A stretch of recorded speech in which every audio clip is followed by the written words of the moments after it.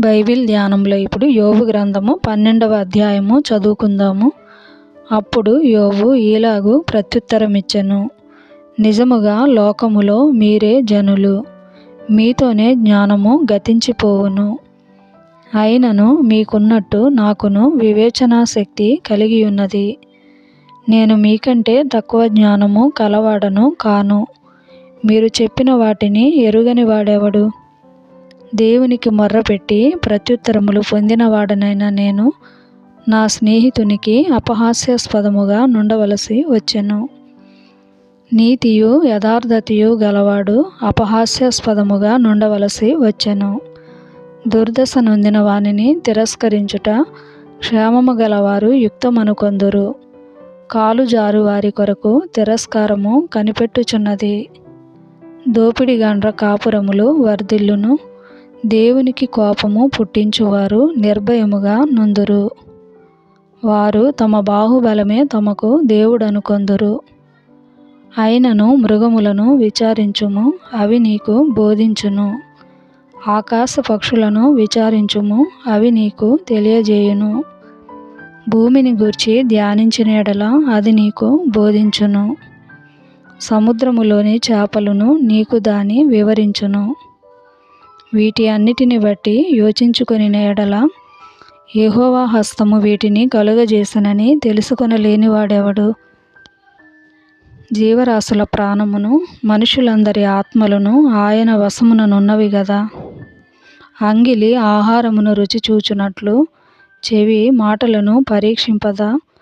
వృద్ధుల యొద్ద జ్ఞానమున్నది, దీర్ఘాయువు వలన వివేచన కలుగుచున్నది అని మీరు చెప్పుదురు. జ్ఞాన శౌర్యములు ఆయన యొద్ద ఉన్నవి, ఆలోచనయు వివేచనయు ఆయనకు కలవు. ఆలోచించుము, ఆయన పడగొట్టగా ఎవరునూ మరల కట్టజాలరు. ఆయన మనుషుని చెరలో మూసివేయగా తెరచుట ఎవరికిని సాధ్యము కాదు. ఆలోచించుము, ఆయన జలములను బిగబట్టగా అవి ఆరిపోవును. వాటిని ప్రవహింపనీయగా అవి భూమిని ముంచివేయును. బలమును జ్ఞానమును ఆయనకు స్వభావ లక్షణములు. మోసపడువారును మోసపుచ్చువారును ఆయన వశమున నున్నారు. ఆలోచనకర్తలను వస్త్రహీనులనుగా చేసి ఆయన వారిని తోడుకొని పోవును. న్యాయాధిపతులను అవివేకులనుగా కనుపరచును. రాజుల అధికారమును ఆయన కొట్టివేయును. వారి నడుములకు గొలుసులు కట్టును. యాజకులను వస్త్రహీనులనుగా చేసి వారిని తోడుకొని పోవును. స్థిరముగా నాటుకొనిన వారిని ఆయన పడగొట్టును.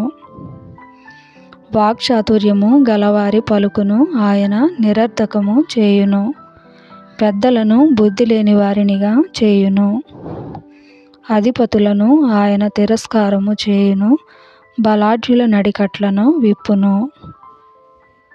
చీకటిలోని రహస్యములను ఆయన బయలుపరచును. మరణాంధకారమును వెలుగులోనికి రప్పించును. జనములను విస్తరింపచేయును, నిర్మూలము చేయును. సరిహద్దులను విశాలపరచును, జనములను కొనిపోవును. భూజనుల అధిపతుల వివేచనను ఆయన నిరర్థక పరచును. త్రోవలేని మహారణ్యములో వారిని తిరుగులాడ చేయును.